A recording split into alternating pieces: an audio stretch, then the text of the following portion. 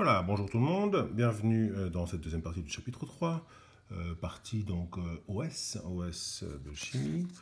Nous commençons directement par la partie 3-4. Les substances, formule empirique ou formule brute. Alors, ici l'idée est la suivante. Imaginez-vous que vous recevez un composé inconnu, de formule brute inconnue, et vous devez déterminer cette formule brute.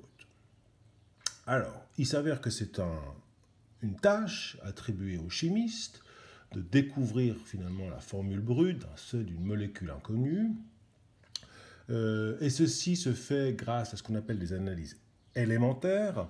De nos jours, nous utilisons des spectrométries d'absorption atomique, bien utiles, qui nous mâchent pas mal le travail.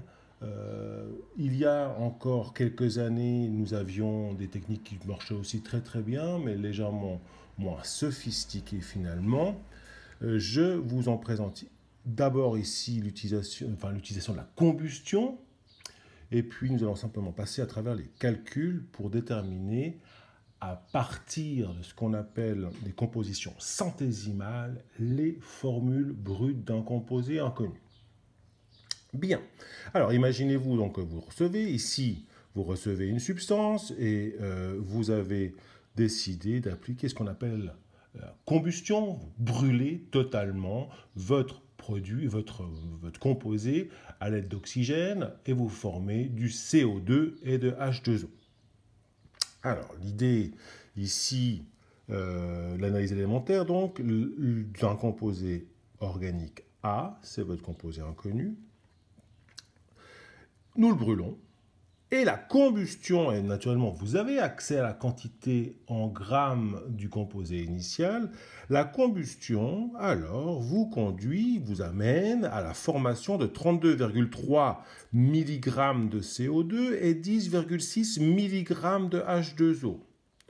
Et à partir de là, quelle est la formule brute de A écrite sous la forme CXHY? Donc ici, nous savons qu'il n'y a que des carbones et des hydrogènes dans la formule A. Je décris l'équation, mais vous verrez que l'équation, finalement, n'est pas forcément utile pour la suite, mais quoi qu'il en soit, je vous présente ici. Si nous avons un CXHY, un composé inconnu qui réagit avec l'oxygène, alors nous avons XCO2 qui vont apparaître. Et vous aurez Y sur 2 H2O qui vont apparaître.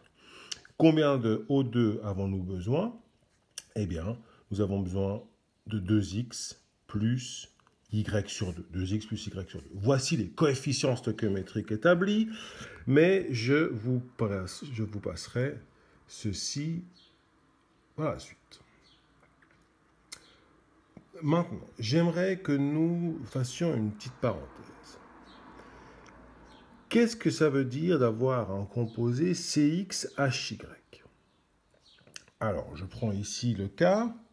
Vous avez un composé CXHYOZ, d'accord? Et vous partez du principe que vous en avez 3 moles. 3 moles de C2H6O. Donc, vous avez techniquement 6 moles de carbone, 18 moles d'hydrogène et 3 moles d'oxygène. Alors, regardez bien, ça va vous sembler certainement totalement logique, mais si vous prenez le nombre total de carbone, 6, divisé par ce petit coefficient ici, X, 6 sur 2, ça fait 3. Si vous prenez le nombre de moles d'hydrogène total, 18, divisé par Y, ça vous fait 3. Le nombre de moles d'oxygène, 3, divisé par son nombre dans la formule, ça fait 3. Donc, naturellement, nous comprenons que le nombre de moles total de carbone divisé par le coefficient X est égal toujours au nombre total de moles d'hydrogène divisé par le coefficient Y est égal aussi au nombre de moles d'oxygène divisé par le coefficient Z. Voilà. Et nous allons utiliser en fait cette chose-là. Nous savons qu'il y a un lien direct entre ces X, Y, Z et la totalité de du nombre de moles finalement de la matière. Donc on va pouvoir exprimer Y en fonction de X et Z en fonction de X, comme nous le sentons, comme nous le désirons, au suivant ce que nous cherchons à résoudre. Alors je reviens dans mon cas ici, j'ai le composé CXHY. Bon, j'en ai 10 mg.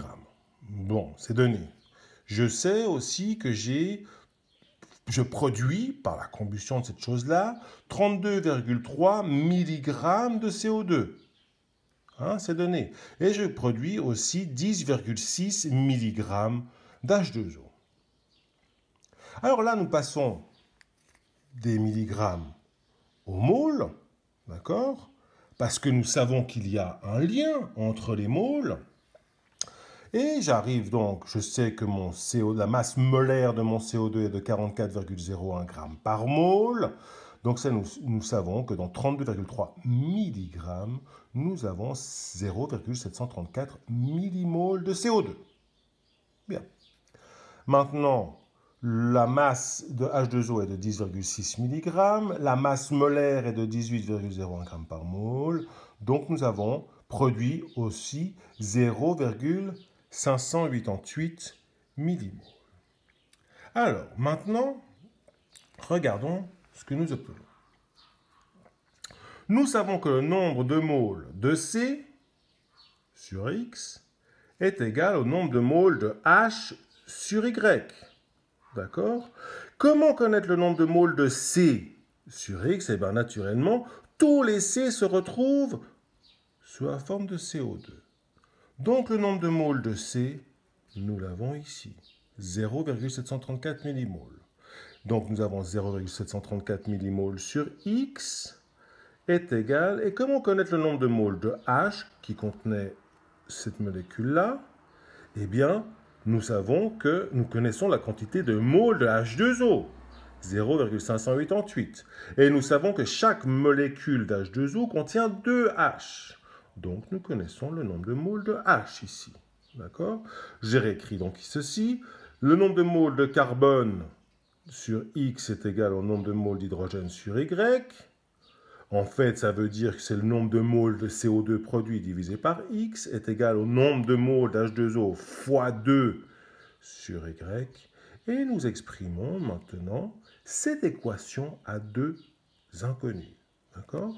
Alors, nous décidons d'exprimer Y en fonction de X. D'accord? Donc, Y est égal à 2 nombre de moles d'H2O sur nombre de moles de CO2 fois X.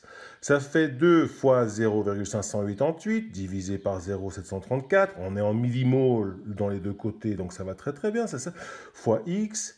Et nous obtenons ceci est égal à 1,6 fois X. Donc, nous savons quoi?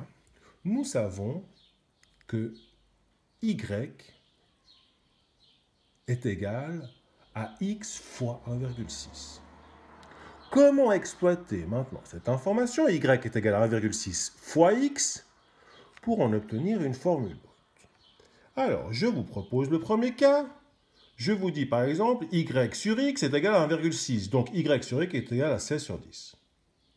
Donc, Y est égal à 16 et X est égal à 10. C'est possible. Ceci est une formule brute possible. Y sur X peut aussi valoir 8 sur 5. Pourquoi? Parce que 8 divisé par 5, ça fait aussi 1,6. Donc, on pourrait obtenir aussi du C5H8. K2, vous voyez très bien qu'en fait, vous avez une formule dite générale, CXH 1,6 fois X, qui est appelée non pas formule brute, mais formule empirique. Par expérience, nous trouvons une formule qui doit correspondre de manière générale à notre composé, mais qui n'est pas arrêtée, qui ne s'arrête pas sur un composé, qui offre différentes possibilités. D'accord? Donc, lorsque nous avons des quantités de produits, nous verrons que nous n'arrivons pas à obtenir ce qu'on appelle une formule brute, simplement par cette information, mais nous arrivons à la formule dite empirique.